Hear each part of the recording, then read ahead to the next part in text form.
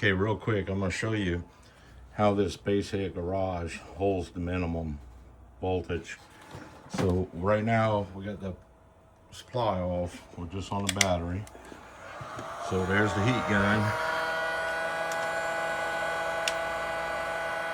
I set this stupid ground fault thing on the hair dryer. Okay, so now the hair dryer is running. And 14.6 on that, but I don't believe that. So we're dropping 14.7. We're pulling about 100 amps or so.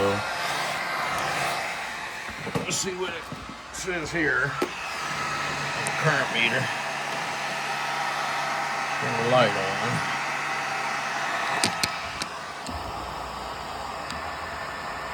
$106.4.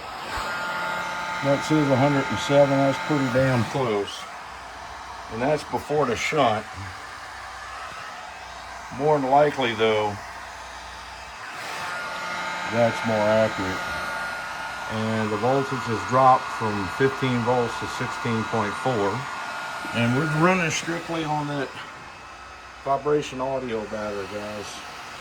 It says we're pulling 1500 watts. Oh, there we go. 2800. Now we're at 206 amps. Still 5.7. We're down to 14.4. So now if I stop these, see the voltage has come back up to 14.6. Let it come back up a little bit. In the base head garage, 14.38 was the voltage drop on all this. Because it's at the block, it's just measuring the voltage here. And we are reading 14.6, but instead of using big wire on that inverter, I used the wires that came with it. It's like 4 number 8s for positive and 4 number 8s for negative. But they say it's rated for 200 degrees C, which I've never seen wire rated that high like that, but we'll take the word for it. See the batteries coming on back up. And this base head garage is holding that drop so I can record it. So to clear that, I'm just going to tap it. Okay, now it's back right there. But if I do it again, like I turn this on, see how it's dropping, it's grabbing the drop. I turn that back off and that comes back up. See how it's still holding the drop up there? And then I can just clear it and it'll go back to the voltage. Now the amp lab meter, guys, you're probably wondering, why is that reading 13.9? Well, I reuse that meter. That is a good little meter. And what it's reading that battery bank and power supply back there from my radio in the dyno 12 volts. And I got it where it works all the time. So even if I turn the dyno off, okay, let me turn this off first. And you'll see it change while the battery's up right now. But that little pyramid power supply is 12 amp, 13.8 volts. And I didn't want to go any higher than that. That's what it already does, because that's the float voltage for those batteries. It's fine to leave it on like that. So now this is all off. This is on, but I have it constantly monitoring those batteries right there. This thing pulls hardly no current, okay? And what will happen is, as those batteries start going down to float voltage around 12.8, you'll see this shoot up to about 14.4 volts, and then it'll start dropping again. Just that maintainer constantly does that. You can see it maintaining those batteries. I don't mind this being on all the time. That's just gonna monitor my 12 volt supply. So when I turn this on, it's gonna turn that power supply on there. You can see it shoot up to 13.8.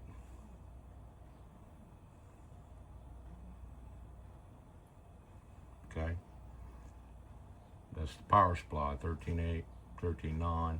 And I checked it with my fluke. It does put out almost 13.9, but it's putting out plenty of current for that radio and this dyno right here, okay? So when I turn the power off, you're gonna start seeing it dropping. Turn all that off. Eventually those little AGM or sill lead acid 12 volts that are in parallel are gonna drop down to about 12.8. And then when it hits about 12.7 point something, you'll see the little battery maintainer kick on. I got a Schumacher 800 milliamp plug-in little battery maintainer plugged in under here. It runs all the time, and I like those things, so I have them on my lawnmower, my generator, and they keep the batteries hot. But I have it going in the back right here. I put those terminals. I got a relay in there. And what the relay does is it comes on and off with the power supply, and it switches between the little battery maintainer coming in the back. It goes out the front, and then whenever you turn power on, the power supply comes on, it disconnects the maintainer, and it's just powering off the power supply. So that's what this meter's for here, right here. Because I do like this little amp lab meter. It's OLED. It's not quite as bright as the basic garage ones. I like these because they're nice and bright. But so far, guys, the basic garage, I have no issues with this stuff. And to me, it works fine. So, is it accurate? I'm sure it's fairly close. I mean, I always got this thing, this expensive ass thing. Is that accurate? Well, I'm sure it's fairly close, sarcastically speaking, you know. So I mean, without a calibrated piece of equipment from a lab, how are you going to know which one's accurate, you know?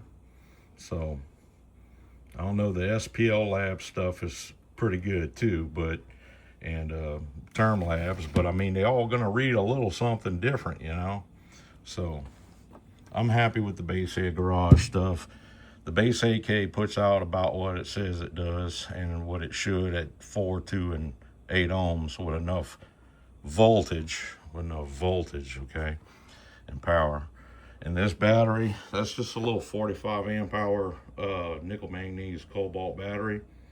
And so far, man, that's a good battery. I thought I was gonna need 2, but 1 is plenty powerful enough. You've seen it run this hair dryer and this heat gun. I guess it was around 3,000 watts or just under, off that 4,000 watt inverter, and it was holding voltage fine. And we ran it for a good while. So for bass drops, that's perfect, okay? The only thing that I don't like about this is that's not a LifePo 4 battery in my house. That's basically a type of lithium ion battery, so I had to be really careful with that. And I'm glad I have this because it completely disconnects that son of a gun when this is off. Okay, I wouldn't feel comfortable with that constantly connected to that inverter. Plus, that inverter has a bleeder resistor on the caps, and it pulls a little bit of current to eventually run that dead. Also, I took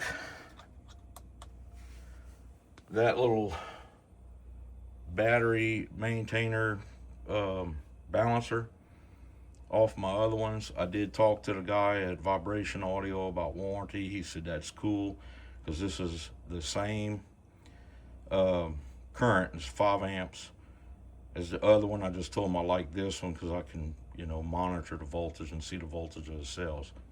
Guys, so far this is a really great little balancer. So I put the one that was on here on my other LifePo 4 bank. So really happy with this. And y'all just be patient. I'm getting there. I'm really wanting to get my meter that has peak hold on there before I start doing dynos. So reason why is, man, it's just a pain in the butt. Put clamp meters and meters everywhere. This one, I have some banana plugs over there where I can plug it in a block, or I've got some Pearson probes. And what I'll be doing is I'll be hooking this meter straight at the amp terminals, guys. Not on a block, not a foot away, not 5 foot away, but at the amp terminals where the voltage drop is really happening, okay? That's where you should put your voltmeters in your vehicles. Wire that sucker to the amp terminals where the power's at. That's where you want to see the drop, okay? Anyways, y'all have a great evening, and let me know if y'all have any ideas, any comments, criticisms. I'm sure there's one or two of y'all out there that's going to leave me a thumbs down, and may the Lord bless you. And for those who like what I'm doing here, thank you guys. I appreciate it. It makes all this worth it. Thank you.